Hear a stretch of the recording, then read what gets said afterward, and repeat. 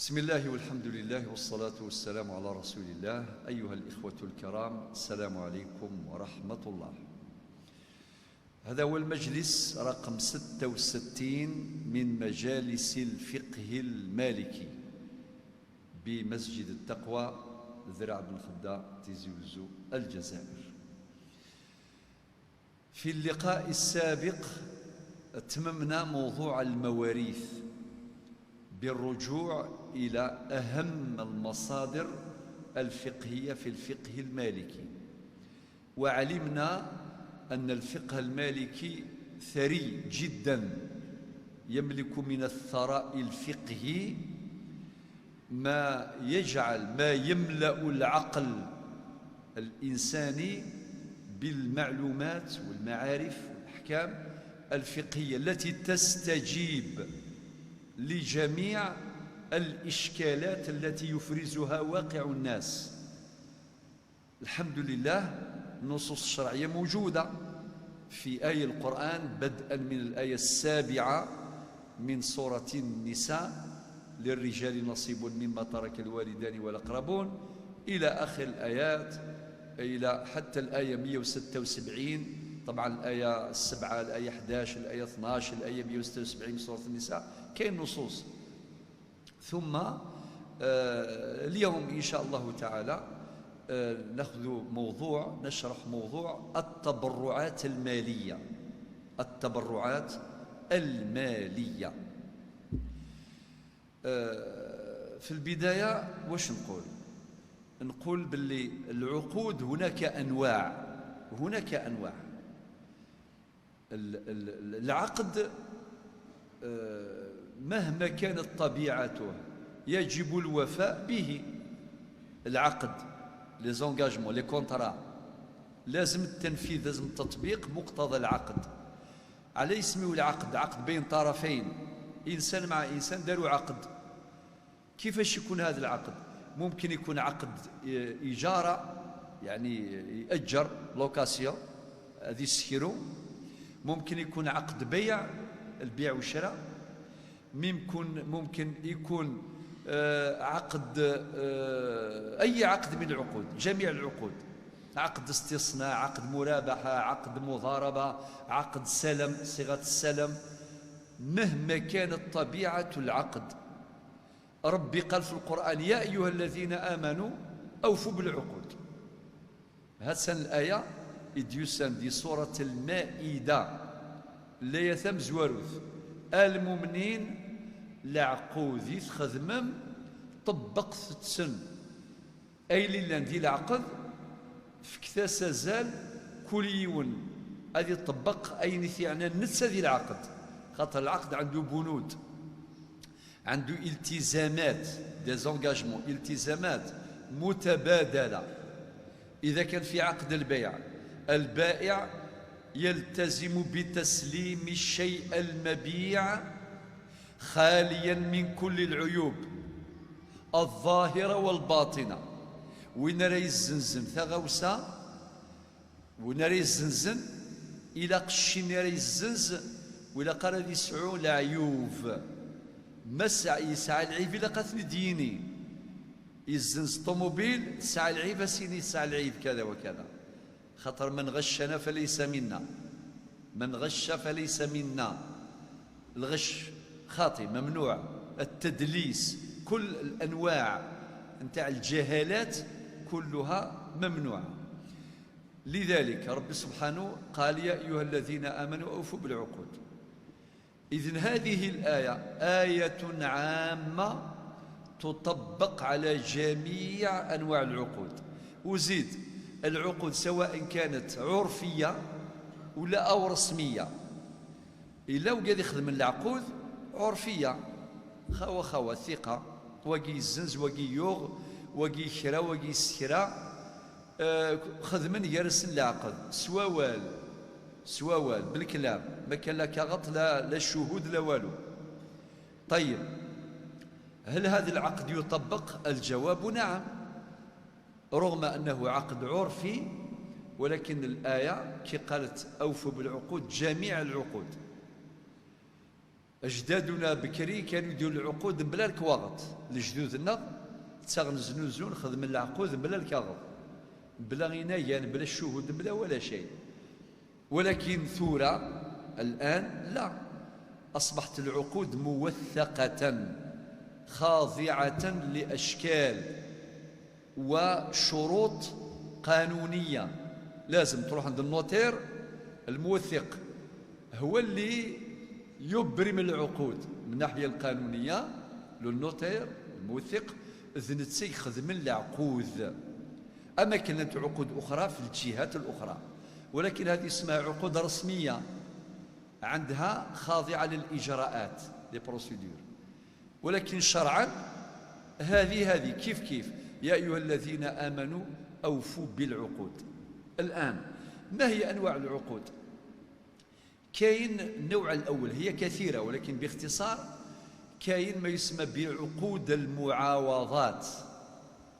عقود المعاوضات واش معناتها معاوضة؟ معناتها فيها عوض، فيها بدل. مثلا عقد البيع، واحد يبيع والآخر يشري، اللي باع يسلم المبيع سواء كان عقار ولا منقول، سيارة، شاحنة، جرار، آلة، والمشتري يدفع الثمن. هذه خلص وين يزنزن هذه فكتا غوسني وين تيوغن وين يوغن هذه خلص صافي. العوض ثقي إلا ديك العوض، هناك بدل، هناك عوض، هناك قيمة، هناك ثمن. وإذا نصنفوه ضمن العقود عقود المعاوضات. هناك نوع آخر اسمه عقود التبرعات. ما معنى التبرعات؟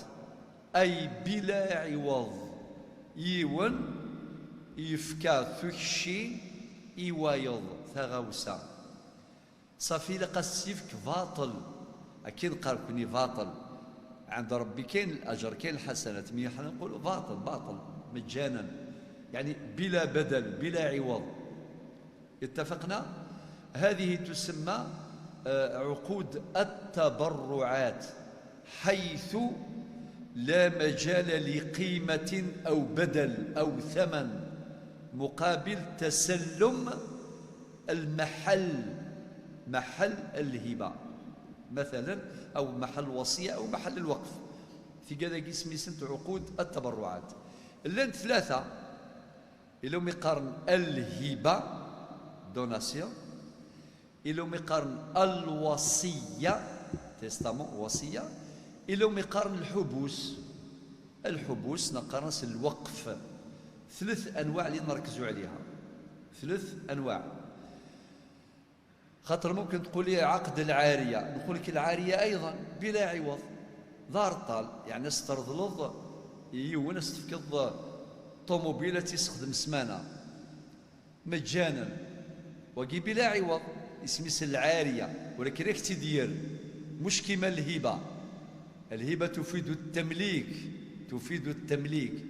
الهبة عقد ناقل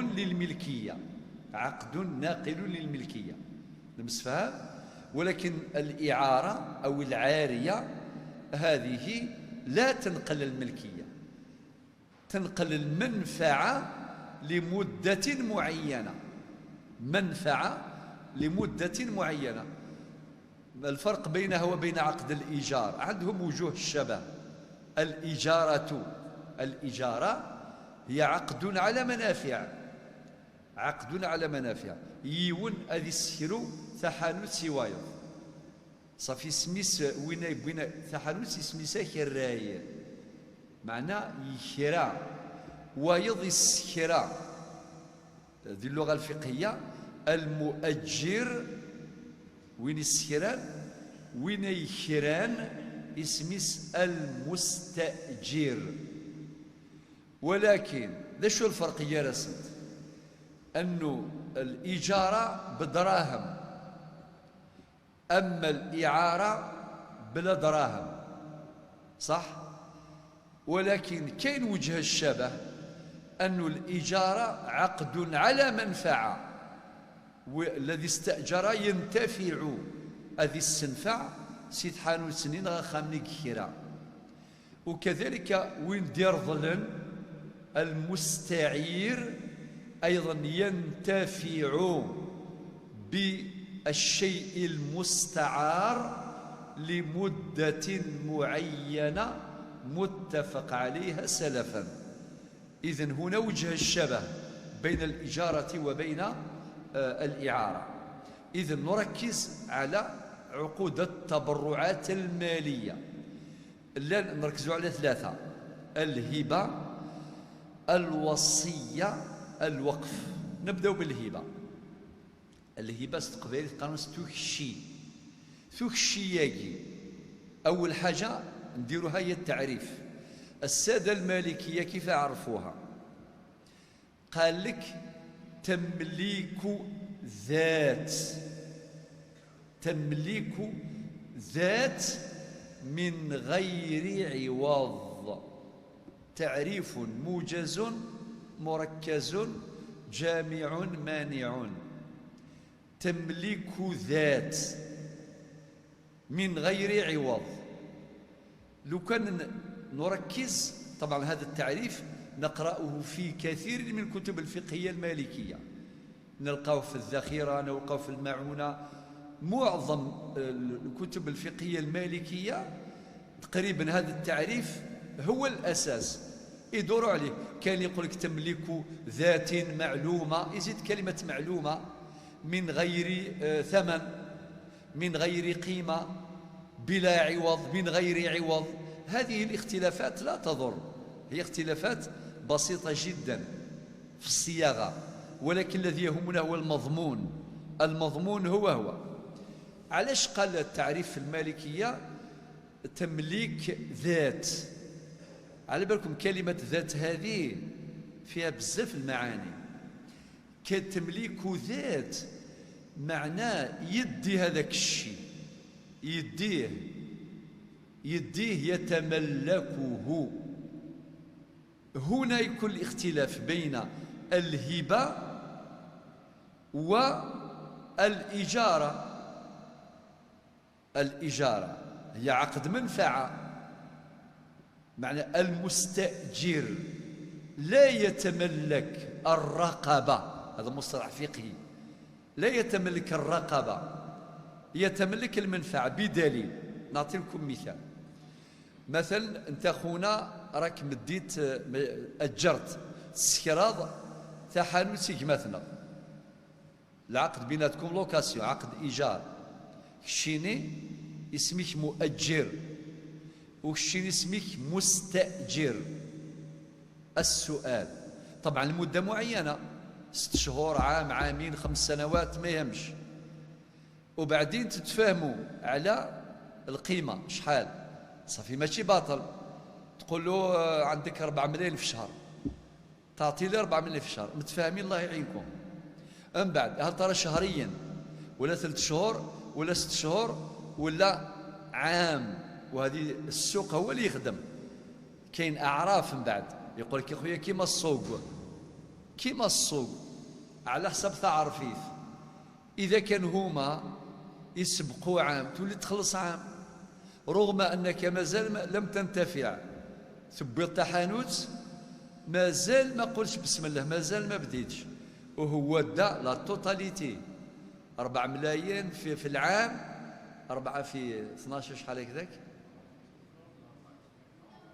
30 مليون،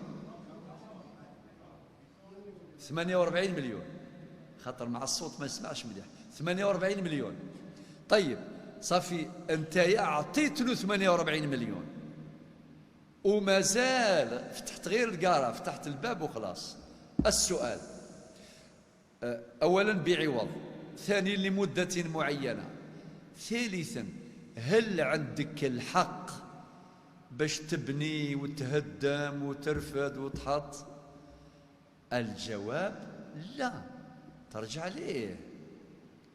إيه إذا كان الكراج هذاك ولا الحانوت فيه مثلا 60 متر، ما عندكش الحق أنت تروح تبني الحيط، تقول والله بزاف 60 متر بزاف كبير، تبني الحيط، واش تدير من بعد؟ تفتح الباب منا والباب منا، سواسات نتبورة ثحن وتسيوت تغال السناث. ممكن وحدة نتايا تكريها راك تخدمها، والاخرى تكريها انت تكريها، ولا تديروا ستوك لواحد اخر. كاين واحد كروسيست يحتاج ستوك باش ما يشوفوش الناس، غير ستوك اللي كاين باش ما تقولش عندي مخالفات قانونيه. يجي هذا يقول لك اسمح لي، هذا انت مستاجر، خشيني لوكاتير، خشيني ذاك الراي. انت شرعا لا يجوز لك ان تحدث تعديلات جوهريه اساسيه في العين المستاجره. اسمس العين المستاجره، ما عندكش الحق. هو مول الشيء، انت ماكش مول الشيء، انت عندك حق الانتفاع. مفهوم؟ اتسكروض تكريت اتستخدم التجاري كي عين ربي. اذن هنا الفرق. لو كان شريتها تفاهمتوا بزوج ملاير، اعطيت له دراهم، خلاص ما يسلكش من بعد، يولي الحانوت نتاعك تاع حانوت سنيتو غالي ينكشيني اخذ ما ينتبغيض، الا ما يخالف العمران. ما تروحش لهذاك الجدار اللي يسميه ميور بورتور، كيس قال وكيلا الحيط، الجدار الاساسي. حاول كون تمسو الباطمه كاع يشتكيو عليك، يقول لك اسمح لي ماشي انت دير هكذا وحنا الباطمه تطيح. هذه كاين قوانين العمران، وكي نقول قواعد العمران هي قواعد شرعيه، لانه لا ضرر ولا ضرار، صح؟ ولكن اما الامور الاخرى انت حر. التعديلات الجزئيه ذات الصله بالنشاط التجاري هذه يجوز لك. تقول اتخدم لي زيتاجير، اتحفر لك بعض الحفاير، اتخدم بعض الامور، اتكسر لافايونس، تعاود لافايونس باش تسيلي الله في كذا مسموح لك معناها. وطبعا في تفاصيل، فقط باش نقول ان الساده المالكيه كي قالوا عقد الهبه هو تمليك ذات، معناتها ثغالينه لو كان يعطي لك حانوت دوناسيون هبه تشوكشي اتغالينه فقد ملكك، لأن عقد الهبة عقد ناقل للملكية من الواهب، اسميس الواهب، إلى الموهوب له. نتسميس الواهب شي اسميه الموهوب له. مفهوم؟ كلمة الذات في الفقه بالمناسبة الفقه المالكي انفرد بهذا المصطلح، انفرد به. معظمهم يقول لك تمليك بلا عوض، تمليك بلا عوض بشكل مجمل هكا، تمليك بلا عوض. ولكن هذا التعريف نقدر نقول لك تدخل فيه حتى عقد الإجارة، يدخل فيه لأنه تمليك عقد الإعارة. ولكن عقد الهبة لا، عقد الهبة تمليك ذات من غير عوض. كي نقول من غير عوض باش يدخل في صنف في صنف التبرعات، فيخرج منه ما يسمى بالمعاوضات. يعني لأنه عقد البيع مثلا من عقود المعاوضات. وكي قرص وكي التعريف، أكتفي بهذا التعريف. بالمناسبة هذا التعريف ورد في الفقه المالكي حتى القانون الجزائري، فقط رحت له هذه، ما قالش الذات. القانون الجزائري في المادة 184، لا المادة 202، المادة 202 المادة 202. المادة 184 راهي في الوصية تيستامون. إذن الصحيح المادة 202 من قانون 84/11 المعدل والمتمم بالأمر 0502.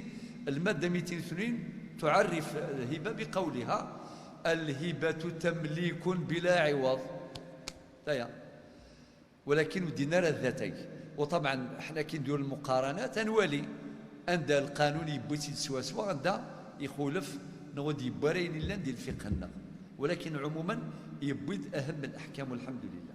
طيب، ثم نروح النقطة الثانية: ما هي أركان عقد الهبة؟ 4 الأركان، أركانها 4 تركيزين. الركيزة الأولى اسم المعطي أو الواهب. هناك بعض كتب المالكية تستخدم كلمة المعطي لأنها عطية تكشي. بعض كتب المالكية تستخدم كلمة الهبة الواهب وين يفكان.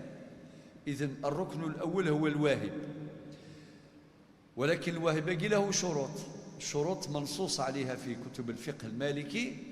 من هذه الشروط الأهلية، بمعنى أن الشخص لازم يكون عنده أهلية الأداء، ماشي أهلية الوجوب.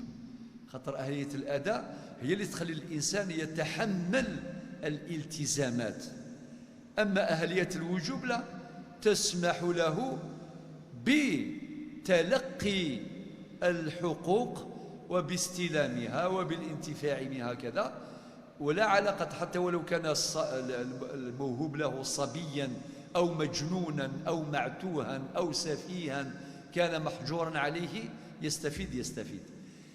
ثركيز مزورو إلى قذيلي الواهباكي الشرط مزورو إلى قذيلي ذوني سعى الأهلية. أي غير ثلاثي زمانكي يول ما يخدم دوناسيون النوتير اش يروح وين سيرتيفيكا نتاع الطبيب يقولوها الناس كبار. النوتير كي يشوف واحد صغير عادي باين باللي يجيب له كارت عقد يقول هذه حبيت نعطيه دوناسيون، ما يسالو حتى واحد. ولكن النوتير كي يشوف واحد كبير يقول اسمح لي روح جيب لي سيرتيفيكا. ثقيله شويه هذه، خاطر كان بعض الناس كي يقولوا النوتير جيب سيرتيفيكا يقولوا واش بيك يا سيدي؟ خير ان شاء الله، شفتني مهبول ولا ايشين؟ الله غالب، انا خايف اسخض العقد ذاكي انا وياك نتلاقاو قدام المحكمه، واحد اخر يرفع دعوه قضائيه يجبد الكارطه تلقى روحك في لا جوستيس. ولا هذا الانسان كي يموت يجيو الاخرين يقول اسمح لي شكون عطالك؟ يقول لك باباكم هو اللي عطالي. يقول لك بابانا كان مريض، هو عنده دوسي ميديكال في الدار، ولكن فيما يبدو للناس فيما يظهر للناس انه عاقل. طيب، هذا الموضوع فيه اشكالات كثيره قانونيه راهي مطروحه على مستوى القضاء. يلا، اذن الشرط الاول الفقهي لابد أن يكون الواهب صاحب أهلية، والمراد هنا أهلية الأداء، يعني أذوين يسعى العقل، يسعى لكاباسيتينس، يسعى العقل ذي المعقول، ما هو سفيه، ما هو معتوه، ما هو مجنون، ما هو صغير. خاطر وين مزين الصبي غير المميز وكي قرص عديم التمييز. المميز قرص مميز، تصرفاته إذا كانت ضارة به ضررا محضا هذه تصرفات باطلة. أما النافعة له نفعا محضا فهي نافذة تطبق، خاطر هو الذي ينتفع كما سيأتي البيان. نمسفهم صافي لقد لي يسعى العقل وقال يفكن ثوكشي دوناسيون هبه. الى الشرط الثاني ذا شوث وهو مهم في الواهب ان تكون الهبه بلا اكراه، يعني باختيار. يولي لقد يفك ثاغا وسني أتسيفك سلفغيس، سلفغيس ماشي بالسيف، وإن كان بالسيفاقي إذا أثبت تبطل الهبة، ولكن إذا لم يثبت لا تبطل الهبة، لأنه علينا بالظاهر والله يتولى السرائر. حتى النوتير الموثق ليس ملزما، إذا كان الابن في الدار ضغط على باباه ولا على جده، أسيني لقى يتفكض بالسيف، يتفكض كذا وكذا، تحانوت نغا خام نغا تراب، قطعة تراب، كي يجيو عند النوتير والو توفا بيان، النكوة في كيغاس حاجة ثمورت أخام تحانوت، الموثق ما على بالوش وماهوش مسؤول. هو الأفضل أن الموثق ينبه، هذه نصيحة للموثقين. قال يا ولدي أهل ترى يعني الهبة خبير رضاك برضا، إذا كان برضا اللي فكر شو تبنى هو اللي يخاف من النار. كي يقول لك هكذا النوتير قول له يا سيد القاضي يا سيد الموثق والله غير بالرضا بقلبي. وكاين حاجة أخرى، يقول لك عندك ولاد اخرين، اذا كان واحد من ولادك تقول له عندي، يقول لك الاخرين ايه الاخرين تفكضي نميك وتفكضي وياض، تفكضي ليك وتفكضي ثياض. صافي لق الموثق يذكرك بضرورة العدل بين الأولاد، فكذا مسألة النظام صح، لأنه النبي عليه الصلاة والسلام هو اللي قال فاشهد على ذلك غيري، في رواية اشهد على ذلك غيري فإني لا أشهد على جور، حديث خرجه الإمام مسلم وغيره، فإني لا أشهد على جور، سمى ذلك جورا ذي الحيف نحيف، سنعود إلى النقطة لأهميتها. إذن الشرط الثاني أن تتم الهبة بلا إكراه، أي باختيار، أتفكض ثكشي يقولوا ما تتفكض أسلفغيك.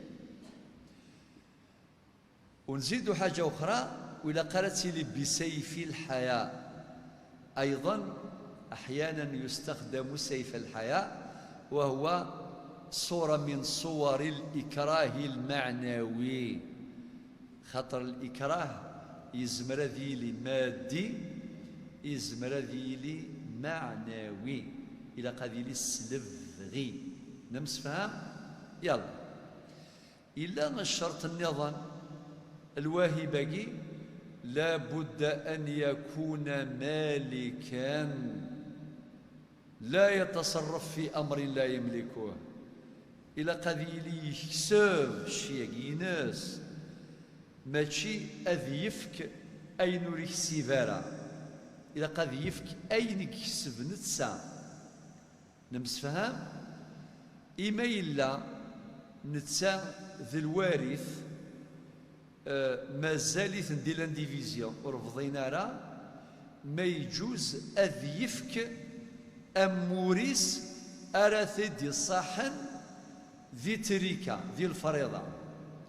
الجواب نعم يجوز التبرع أو هبة حصة في الميراث غير المفرزة، لم تفرز بعد، يعني لا يزال الورثة على الشيوع ذي لانديفيزيون، يجوز فقط عنده لازم يتفاهم مع ذاك الشخص، ما يقولوش القطعة الأرضية هي هذيك اللي قريبة الطريق نتاع لوطوروت، ما عندوش الحق، ما على بالوش، وبالك يقسموا تصحلوا في جهة أخرى، إنما يتفاهموا على الأمتار، يقول نعطي لك قطعة أرضية فيها مثلا 200 متر حصتي في ميراث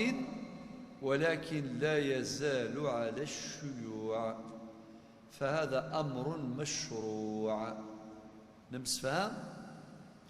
ثقة كلها متصلة بالركن الأول وهو الواهب. ثم نروح الركن الثاني ذا شوث الموهوب له. الموهوب له يعني الشخص المستفيد يوني فكا فيك الشياقي ويضي يطفيت سيبويت وإلا كنت يطفن اسميس الموهوب له. سؤال مهم بارك الله فيك. المرأة كي تعطيه هبة لأي واحد هل تستأذن زوجها؟ الجواب لا، ليست ملزمة بأخذ الإذن لاستقلالية الذمة المالية. مادام أرقص مطوط كل يوم يسعى الدمين وحدس شرعا ماشي ملزمة باش تفك مادام هي المالكة، فالذمة المالية مستقلة. ولكن السادة الفقهاء قالوا حاجة حلوة، قالك تستشيره. كان اللي يقولك بالنظر إلى المآلات، قالك من أجل تأكيد الثقة بين الزوجين، كان قالك من أجل لا ترانسبارونس، هذيك الشفافية، هذيك اللي يزرع الثقة أكثر بين الزوجين. تستشروا، تقول تعلمه، تقول أنا حبيت نعطيه حاجة هذه الفلان ولا الفلانة.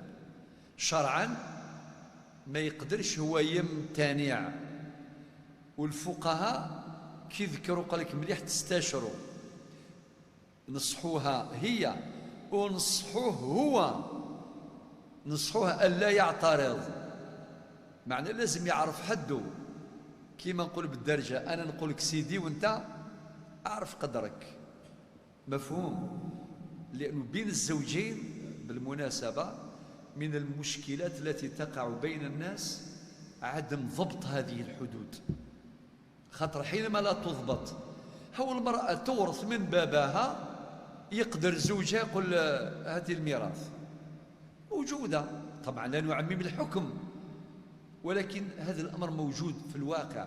الواقع دائما يفرز لنا قضايا ومستجدات هكذا متصلة بالعقليات، بالذهنيات، بالأعراف.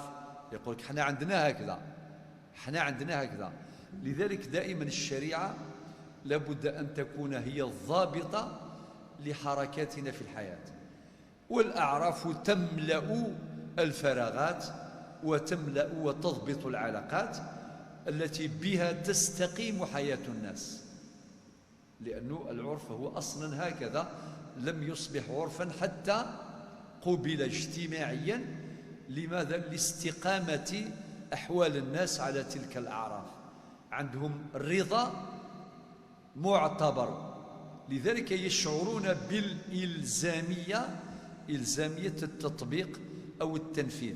سمحوا لي نقولوا في الجامع، إذا كان جامع العرف القائم في المسجد يديروا 5 دقائق بعد أذان المغرب، 5 دقائق خلاص الناس يعرفوا بلي 5 دقائق. إذا كان في الفجر 20 دقيقة أصبح عرفا. هو شرعا ماشي شرط، شرعا ماشي شرط، ولكن ممكن يتفاهموا خلاص. الإمام ومن معه قال 20 دقيقة 20 دقيقة باش تدير انت حسابك تصلي الفجر، يا تصليها في الدار ولا تصليها في الجامع. ولو كنت تدير في بالك نص ساعة وما صليتش الرغيبة وتجي للجامع وتلقى الإقامة تروح تصلي الفجر، ما تصليش. لا صلاة إلا القائمة، لازم تصلي مور الإمام، تصلي الصبح. والرغيبة ما صليتهاش، وقتاش تصليها؟ تروح للسادة المالكية يقول لك بعد ما تشرق الشمس. سي بون، رحت بعد ما تشرق الشمس. ولكن عند في المدارس الأخرى يجوز تصليها جوست أبري مباشرة بعد ما تكمل مع الإمام الجماعة. علاش ذكرت هذا المثال؟ باش نقول هناك أعراف معروفة نعرفها، استقامت أحوالنا مع تلك الأعراف، نسير وفقها والسلام، ما لم تعارض نصا قطعي الثبوت والدلالة.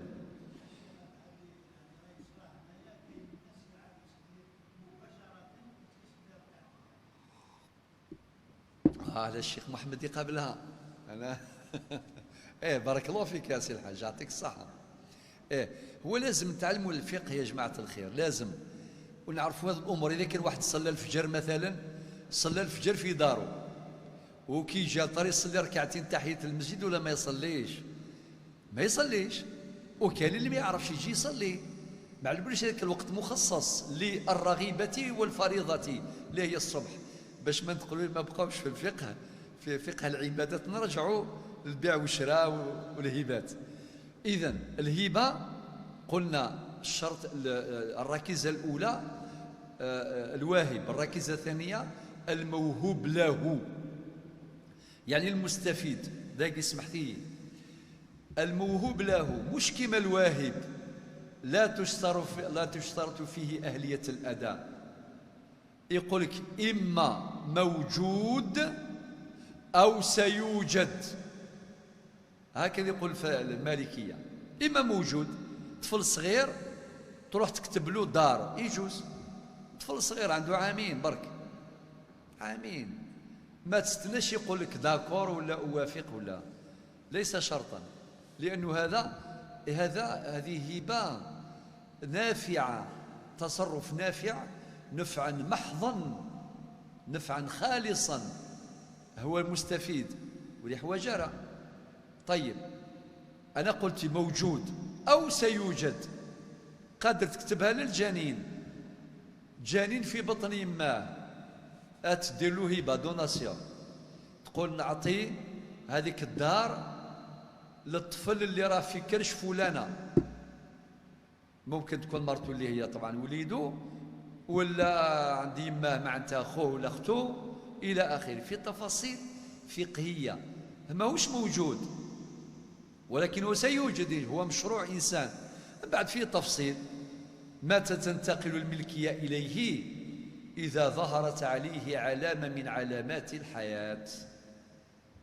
خاطر اذا ولد ميتا فلا يملك، ميلا الجنين الني لوفاني اللي انت عبوط قماس في كذا دوناسيون، ميلا يلولد يموت وريت تساوي يارا، والامانه ميلا يلولد تبان فلاس علامه من علامات الحياه، يسوغ ونغير صان غير في ذافوسيسنا، اذ يغال الهباني اتيكسف نتسان، يموت يعاش 5 ثواني 5 سكوند تولي تركه.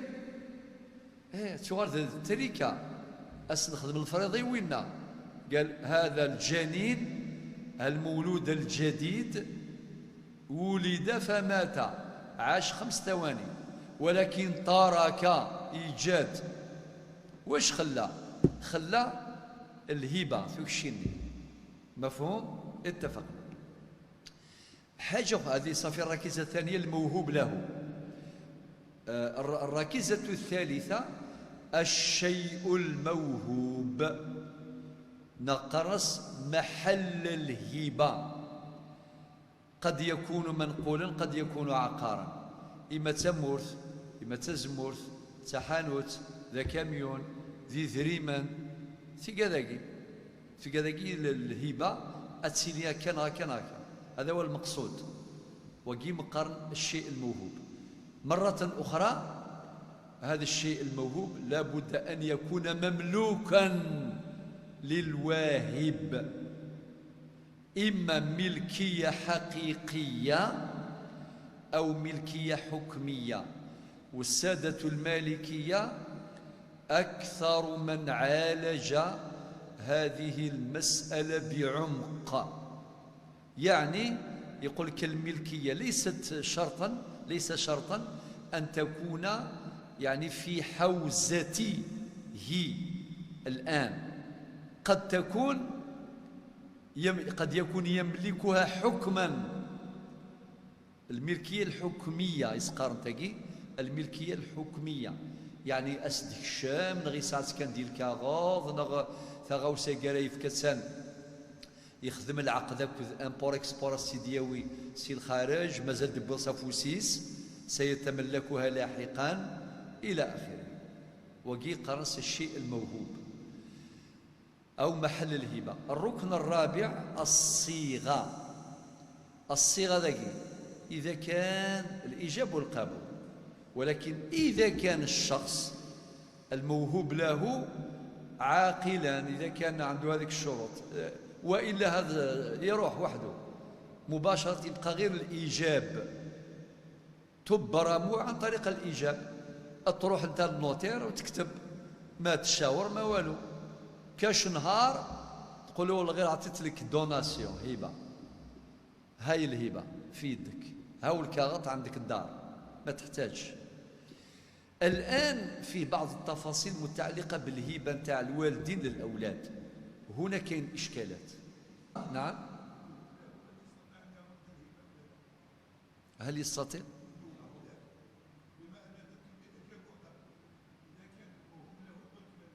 ما يديهاش. إذا كان هو من صاحب أهلية أداء، تقول له الأب مثلا بارك الله فيك، يقول يا وليدي نكتب لك طوموبيل، وليدو يقول ما نديهاش، خاطر ما عطيتش كاع لولادك، أنا ما نكونش سبب باش أنت ربي يعاقبك يوم القيامة.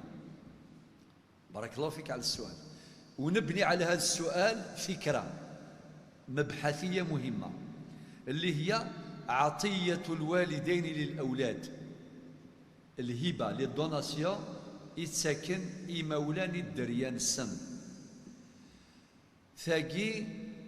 من حيث الحكم نقول لك الجواز، يجوز للوالدين ولا واحد منهم يعطيو هبة لولادهم، كما يجوز للأولاد باش يعطيو هبة للوالدين.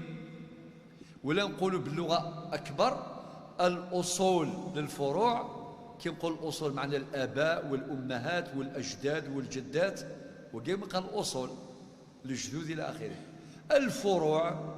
الفروع معنى الأبناء والبنات وأولادهما وأولادهم مهما نزلوا، وقيس مثل الفروع. إذن من حيث الحكم هو الجواز، ولكن يجب العدل بينهم.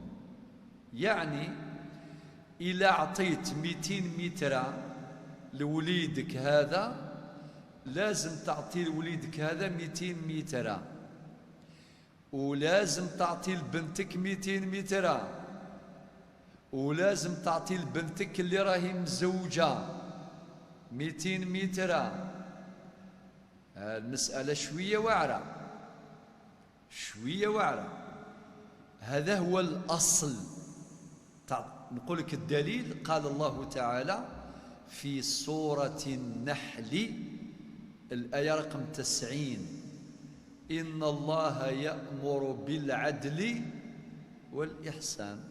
العدل، والنبي عليه الصلاة والسلام قال اتقوا الله واعدلوا في أولادكم. هذه رواية من روايات الحديث.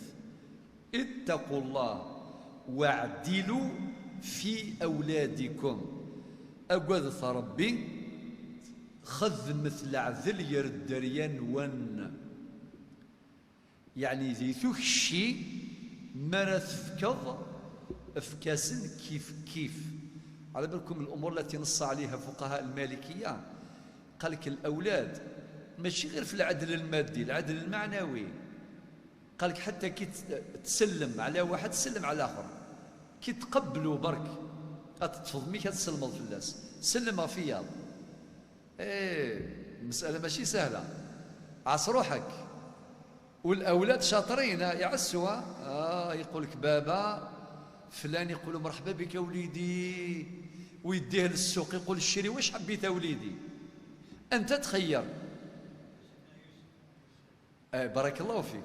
والآخر تشري له نتايا، تقول هاك شريت لك كي انت كي خوتك، يقول لك يا حسرة خويا راك ديتو الحانوت، هو اللي خير وانا شريت لين بلا ما نخير. وبالك تجيب له حاجة مليحة، ولكن راك درت حاجة اللي يشعر بما شعر به إخوة يوسف. مادام سي الحاج ذكرنا، تعرفوا كاع قصة يوسف. كان يحب وليده، يحب وليده مع بنيامين، يوسف وأخوه يحبوا بزاف سيدنا يعقوب. وربي يحكي كي حكاها لنا للعبرة.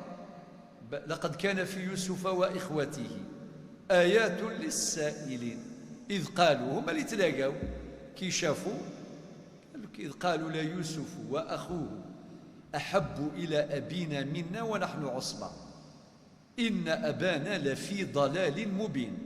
روح درك ريح، هاو حكمون، داروا جوجمون، داروا كلش. قال لك إن أبانا لفي ضلال مبين، معناه خرج الجوجمون، الحكم. ماذا بعد الحكم؟ في سمين بثمة توعار، الغيرة بين الخوة واعرة. اقتلوا يوسف يا لطيف، ثقيلة باش نقولوها، ولكن قرآن يتلى. اقتلوا يوسف أو اطرحوه أرضا علاه يخلو لكم وجه أبيكم وتكونوا من بعده قوما صالحين. المفسرون واش قالوا على هذه الآية؟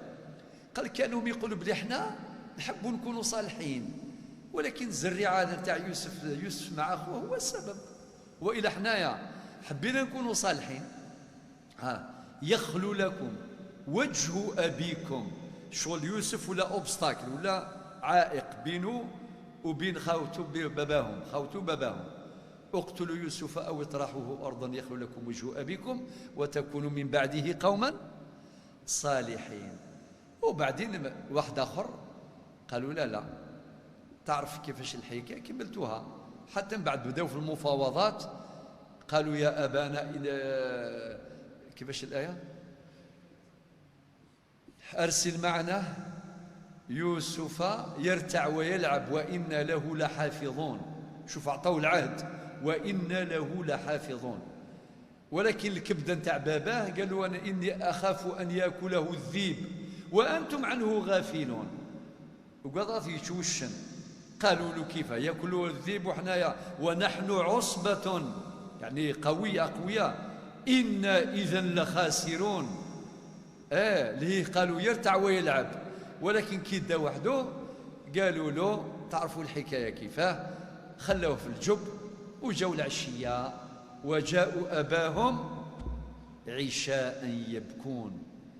قالوا يا أب، جاوا في الليل باش الدموع هذيك نتاع الصح ما تبانش، قطروا كان في النهار هاو تبان. علاش يقول لك ليست النائحة كالثكلى، هذا مثل عربي قديم. ليست النائحة كالثكلى، ثمطوث الني ثي مسلم يجرح ثسا ثاي ضاتي داوين يمطي باش تسخم لومبيونس باللي كاين الحزن وكذا. من بعد قرن داولاكي ليست النائحة كالثكلى وجاءوا أباهم عشاء يبكون قالوا يا أبانا إنا ذهبنا نستبق وتركنا يوسف عند متاعنا فأكله الذيب وما أنت بمؤمن ولو كنا صادقين إلى آخره. وجاءوا على قميصه بدم كذب، أو رب سبحانه بين الحقيقة، وجاءوا على قميصه بدم كذب قال بل سولت لكم أنفسكم أمرا فصبر جميل والله المستعان على ما تصفون. هذه الآية 18 من سورة يوسف. هذا جاوبتك سي الحاج سوا درك حنا كي نقراو سورة يوسف نعتبر. لذلك النبي صلى الله عليه وسلم قال اتقوا الله واعدلوا في أولادكم. نزيد حاجة أخرى، حديث النعمان بن بشير معروف، كي قالوا النبي عليه الصلاة والسلام قال له ترى عطيت كاع لولادك، قال له لا، قال له اشهد على ذلك غيري فأنا لا أشهد على جور، في رواية فإني لا أشهد على جور. يعني وقيد الباطل مكين وحطر غاري الباطلاقي مشكلة.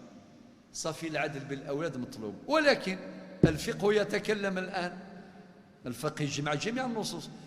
إذا كان واحد أعطى لولاده دار زيادات، واحد أعطى له 300 متر، واحد أعطى له 200 متر، واحد أعطى له 200 مليون، الآخر 250 مليون، هل هذه جائزة؟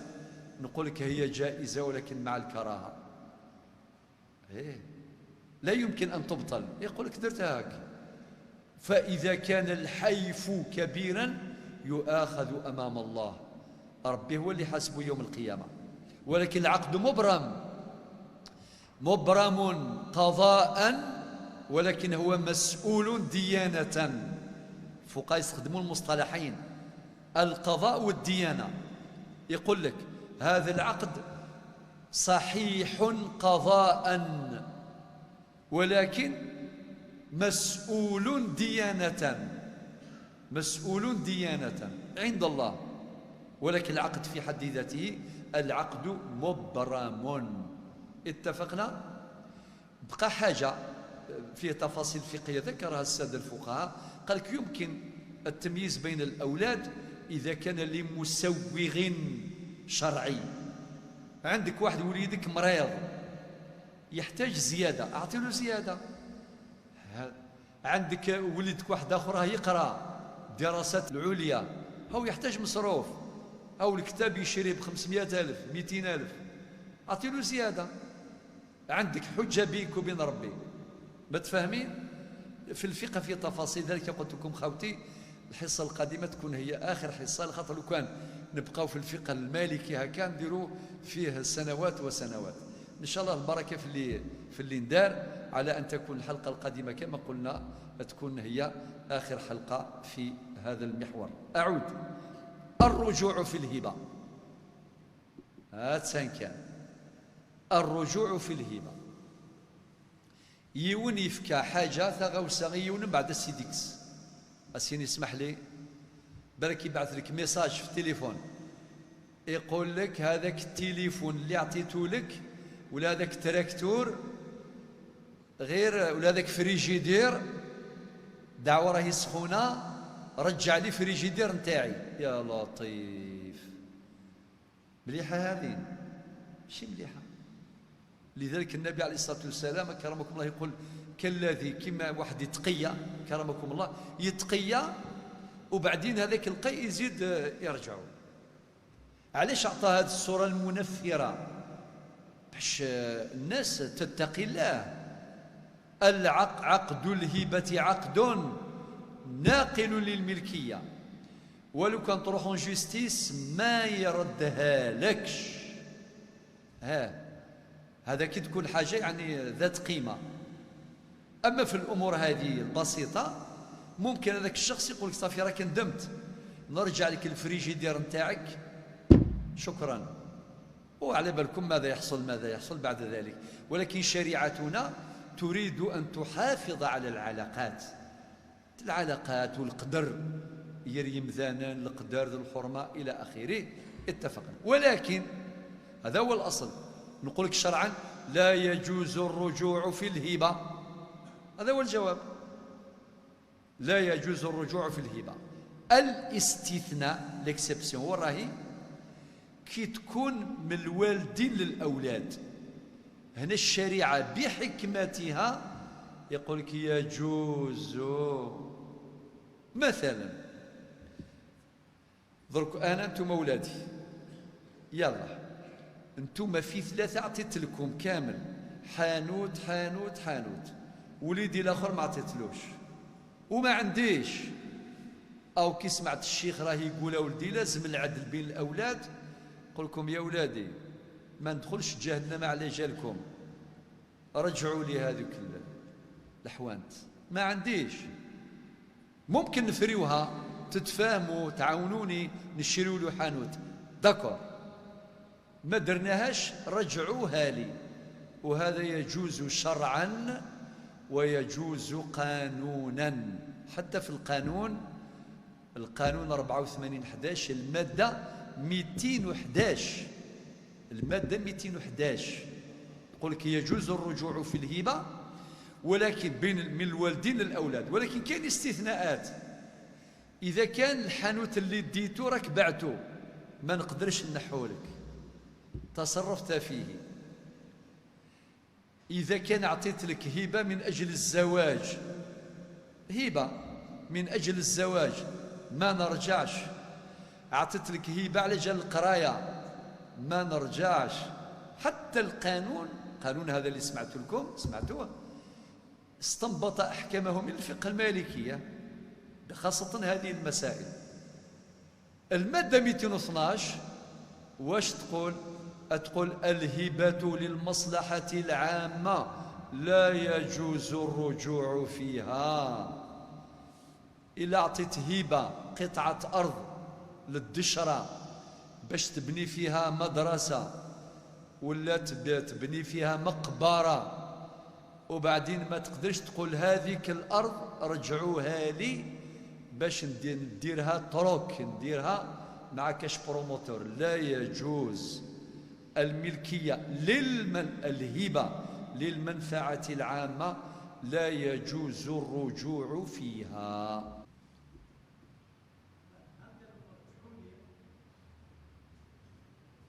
كمل. محبوش سهل. الآن علاش نقولوا لازم الفقه؟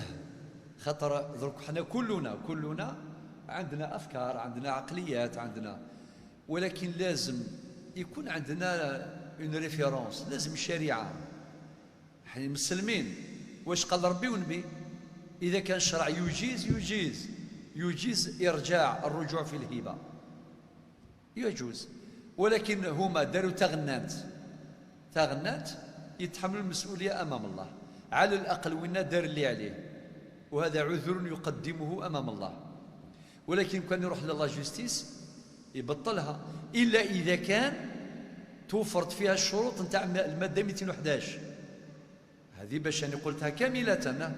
المادة 211 تقول يجوز الرجوع في الهبة، يجوز للوالدين، الوالدين كان ليكسبسيون، الوالدين ماشي الآخرين، لا الوالدين فقط، ماشي بين الخوة ولا لا هذيك كاع لا يجوز شرعا وقانونا. لا يجوز الرجوع. إذن يجوز الرجوع في الهبة من الوالدين إلى أولادهم إلا في الاستثناءات اللي ذكرتها، اتفقنا. أما إذا كان محبوش هذا أمر آخر تغنت. ثم ينتقل حديثنا إلى الوصية. مادام الهبة اسم دوناسيون ثوك شيء، ثورد نهضر في الوصية اللي هي تيستامون. الوصية كي ذا كيف هي تمليك بلا عوض مضاف إلى بعد الموت. هذا هو التعريف، يعني تمليك بلا عوض، كيف كيما الهبة كيما الوصية.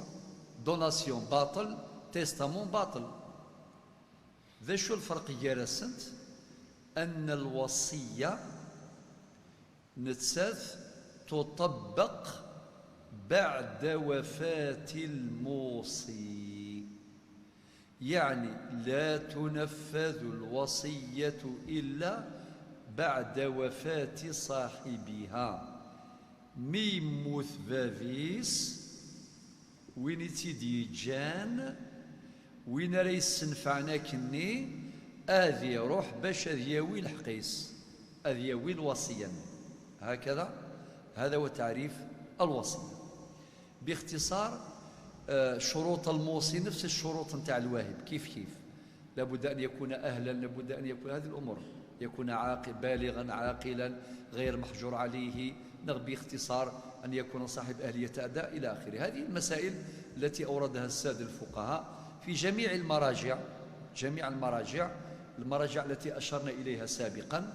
استيقاذني غير نغال، أما كتاب الذخيرة للإمام القرافي فصل فيها أيما التفصيل، أما ذا الكتاب المعونة للقاضي عبد الوهاب البغدادي، أما ذوياض يعني، ونصوص واردة أيضا في موطأ الإمام مالك، وكذلك ذي كتاب سيدي خليل يعني المختصر الفقهي للشيخ خليل، وكتاب الرسالة لابن أبي زيد القيرواني، يعني باش ما نعودش هذه المراجع كلها هي مراجعنا في الموضوع.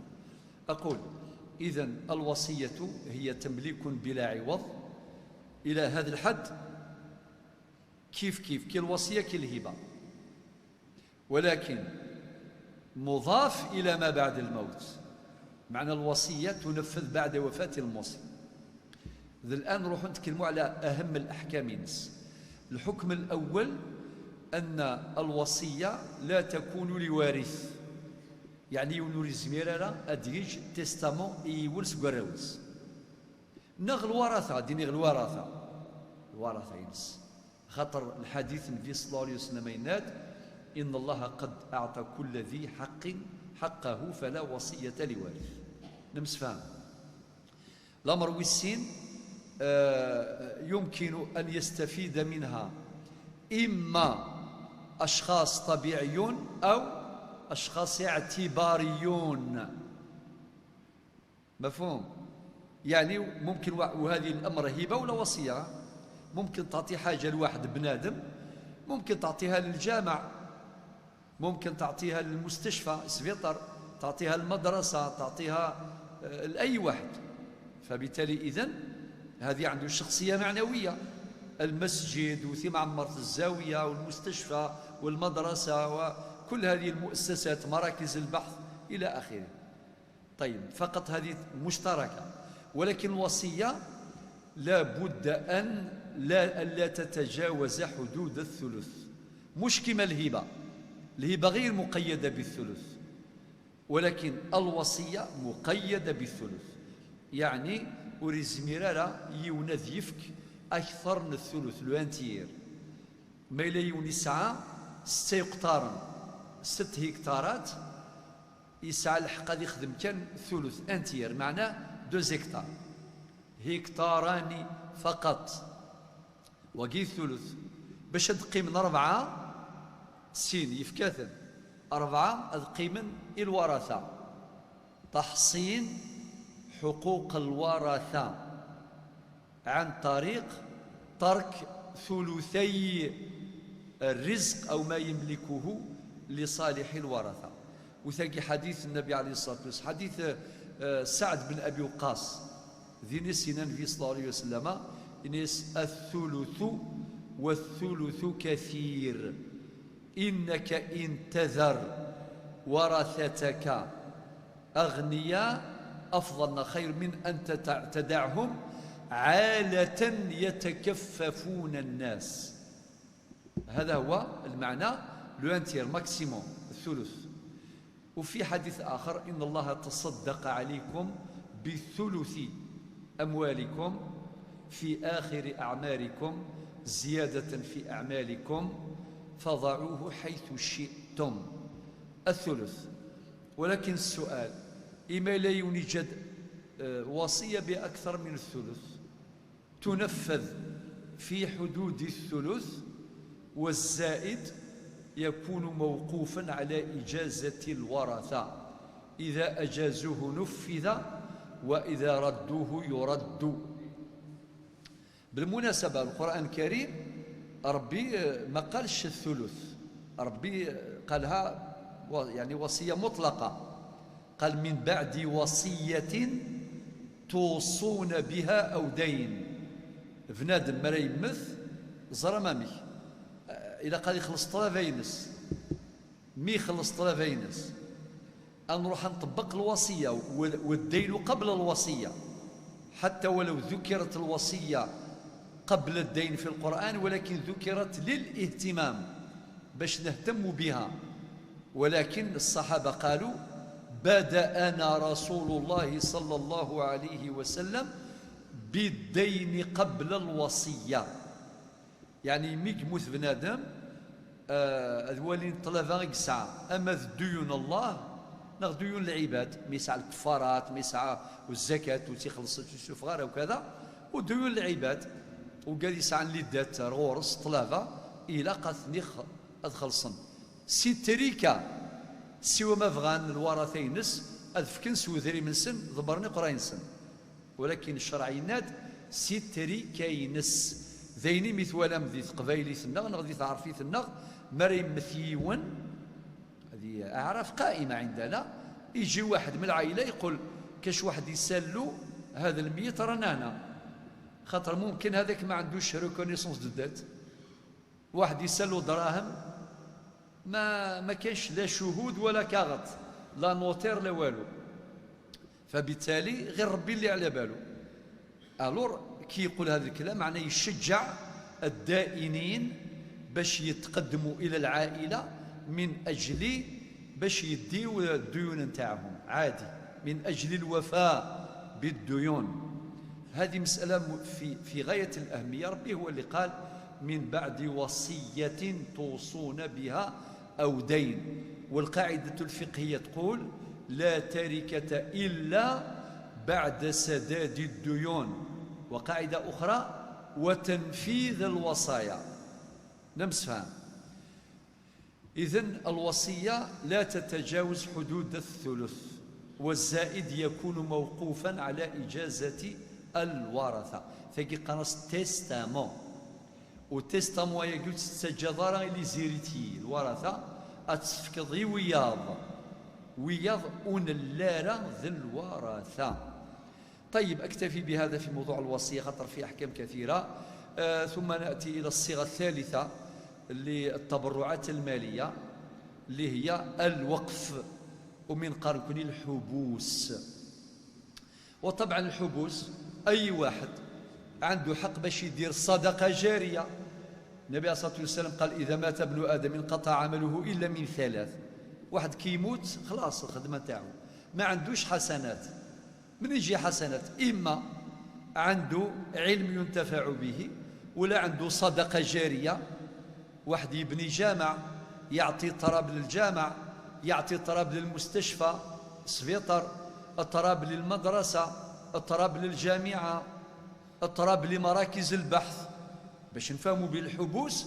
وحضارتنا عامرة، الحضارة الإسلامية أقصد، عامرة بهذه الأوقاف التي لا تحصى، التي خدمت المجتمع وكانت ضامنة لموارد مالية